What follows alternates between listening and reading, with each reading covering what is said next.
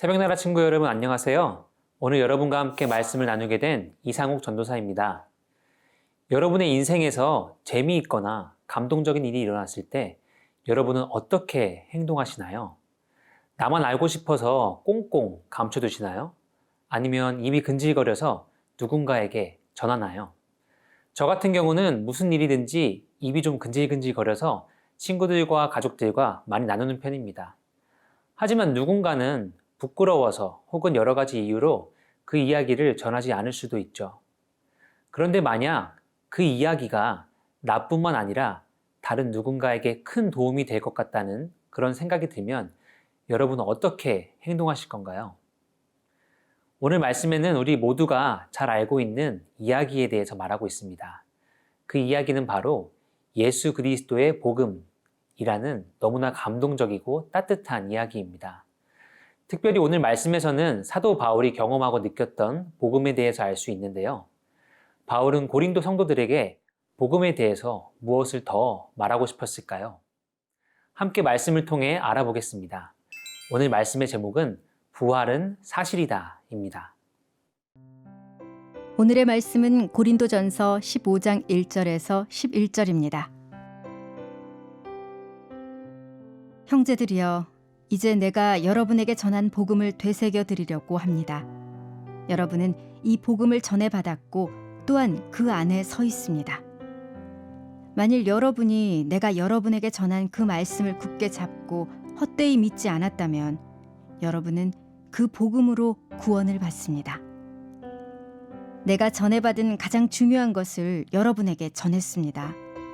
그것은 그리스도께서 성경의 말씀대로 우리 죄를 위해 죽으시고 장사되셨다가 성경의 말씀대로 3일째 되던 날 다시 살리심을 받아 게바에게 나타나시고 그 다음으로 12제자에게 그 후 500명이 넘는 형제들에게 동시에 나타나셨으니 그 가운데 대부분이 지금도 살아있고 어떤 사람들은 잠들었습니다. 그 후에 야고보에게 나타나셨고 그 다음으로 모든 사도들에게 마지막으로 다리 차지 못한 채 태어난 사람과 같은 내게도 나타나셨습니다. 나는 사도들 가운데 가장 작은 사람이요 사도라 불릴 자격도 없는 사람입니다. 이는 내가 하나님의 교회를 핍박했기 때문입니다. 그러나 오늘날 내가 나 된 것은 하나님의 은혜로 된 것입니다. 내게 주신 그분의 은혜가 헛되지 않아 내가 어느 사도보다 더 많이 수고했습니다. 그러나 이것은 내가 한 것이 아니요 오직 나와 함께 하신 하나님의 은혜로 한 것입니다. 그러므로 나나 그들이나 우리가 이렇게 복음을 전파하고 있으며 여러분도 이렇게 믿었습니다. 사도 바울은 고린도전서에 담겨있는 편지 내용을 정리하며 다시 한번 중심이 되는 메시지를 전달합니다. 함께 15장 1절 말씀을 읽겠습니다. 형제들이여, 이제 내가 여러분에게 전한 복음을 되새겨 드리려고 합니다. 여러분은 이 복음을 전해받았고 또한 그 안에 서 있습니다. 바울이 고린도 성도들에게 마지막으로 다시 정리하고자 하는 것은 바로 예수 그리스도의 복음입니다. 그런데 이 복음을 바울은 내가 여러분에게 전한 복음이라고 말하고 있죠. 바울이 전했던 복음에는 어떤 특징이 있을까요? 뒷부분을 읽어보면 더 자세히 알 수 있습니다. 3절에서 4절 말씀을 함께 읽겠습니다. 내가 전해받은 가장 중요한 것을 여러분에게 전했습니다. 그것은 그리스도께서 성경의 말씀대로 우리 죄를 위해 죽으시고 장사되셨다가 성경의 말씀대로 3일째 되던 날 다시 살리심을 받아. 그 복음은 바울에게 있어서 가장 중요한 것이었습니다. 그리고 그 중요한 것은 바로 예수 그리스도의 죽음과 부활입니다. 그리고 그 복음은 바울이 전해들었던 이야기가 아니라 바울이 직접 경험했던 역사적인 사건이었습니다. 5절에서 8절에는 부활하신 예수님께서 만났던 사람들에 대해서 나오는데 마지막 8절 말씀을 함께 읽겠습니다. 마지막으로 다리 차지 못한 채 태어난 사람과 같은 내게도 나타나셨습니다. 예수님의 제자와 여러 사람들에게 나타나셨던 예수님께서 동일하게 바울에게도 나타나셨습니다. 그런데 예수님을 만났던 자신의 모습을 다리 차지 못한 채 태어난 사람이라고 표현하고 있습니다.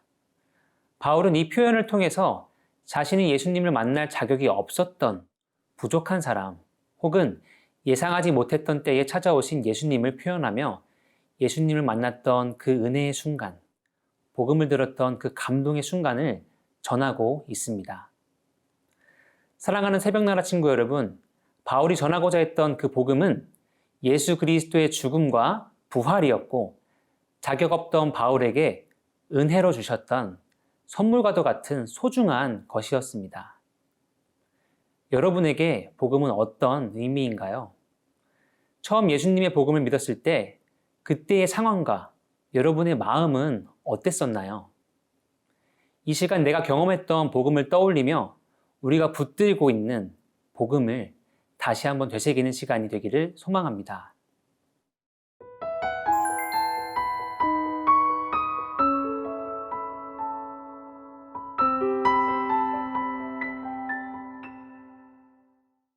바울은 8절의 말씀을 이어가며 바울이 은혜로 받았던 복음에 대해서 설명해 나갑니다. 9절 말씀을 함께 읽겠습니다. 나는 사도들 가운데 가장 작은 사람이요 사도라 불릴 자격도 없는 사람입니다. 이는 내가 하나님의 교회를 핍박했기 때문입니다. 바울은 그 누구보다 예수님을 믿는 사람들을 핍박했습니다. 그냥 핍박했던 것이 아니라 그 누구보다 앞장서서 핍박했습니다. 그렇기 때문에 바울은 본인을 사도들 가운데 가장 작은 사람, 사도라 불릴 자격도 없는 사람이라고 표현하고 있는 것이죠. 그렇기 때문에 사도로 부르심을 받은 바울은 이렇게 고백합니다. 10절 말씀입니다. 그러나 오늘날 내가 나된 것은 하나님의 은혜로 된 것입니다. 내게 주신 그분의 은혜가 헛되지 않아 내가 어느 사도보다 더 많이 수고했습니다. 그러나 이것은 내가 한 것이 아니요 오직 나와 함께 하신 하나님의 은혜로 한 것입니다. 바울은 은혜를 받는 것에서 멈추지 않았습니다. 그 은혜를 힘입어 그 은혜를 다른 이들에게 전하였고 그 전하는 과정마저도 하나님의 은혜로 된 것임을 고백하고 있습니다. 바울이 받았던 그 은혜의 복음을 바울은 고린도 성도들에게 되새기고 있는 것입니다. 그리고 바울은 이 메시지를 통해서 모든 고린도 성도들이 바울과 같이 그 복음을 굳게 잡고 헛되이 하지 않으며 복음을 전파해 나가기를 소망하고 있습니다. 새벽나라 친구 여러분, 우리 또한 예수 그리스도의 복음을 하나님의 은혜로 받았습니다. 그렇다면 우리는 지금 그 복음에 대해서 어떻게 반응하고 있나요? 바울과 같이 그 복음을 전하고 있나요? 아니면 내 마음속에만 꽁꽁 숨겨놓고 있나요? 하나님께서 우리에게 허락하신 그 은혜와 사랑의 복음을 헛되이 하지 않고 내 친구들에게, 가족들에게 흘려보낼 수 있는 우리 모두가 되기를 소망합니다. 우리에게 기쁜 소식, 예수 그리스도의 복음을 허락하신 하나님 아버지, 바울의 고백을 통해서 예수 그리스도의 복음 안에 가득한 하나님의 사랑과 은혜를 경험할 수 있었습니다. 우리 또한 동일한 하나님의 사랑과 은혜를 경험했습니다. 그 사랑과 은혜를 헛되이 하지 않고 세상에 흘려보낼 수 있는 주의 자녀가 될 수 있도록 도와주세요. 감사합니다. 예수님의 이름으로 기도합니다. 아멘.